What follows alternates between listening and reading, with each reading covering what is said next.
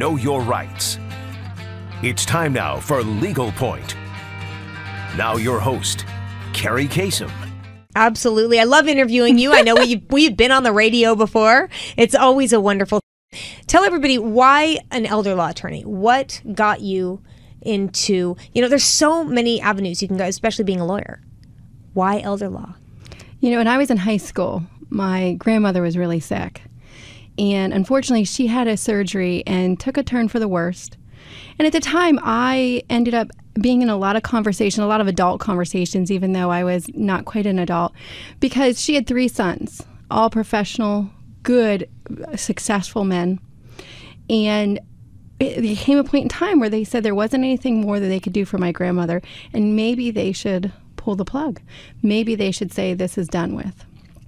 And I watched those 3 professional men not be able to know what to do because they weren't prepared. Their mom hadn't ever told them what to do, and they had no idea what decision to make. And so, Carrie, they did nothing. They didn't pull the plug. And in that situation, it worked out really well. It really did. My grandmother got better. Wow. And 6 months walked out of that hospital, spent 6 months at home. And she was my rock. And I remember thinking, how could this all be so wrong? I'm 16 years old, and I'm thinking to myself, she could not be here. They didn't know how to make a decision. And so I just really wanted to be part of whatever it means to age in this country, and how do we do that and help people prepare for that so that they didn't get to the end of life and not know what to do. It's so important for you to have that in writing. And I don't care if you're 18, I don't care if you're 30, 40, 50, 60, you've got to, if you don't have your will and estate plans together, have that POA, that power of attorney. I give it to somebody.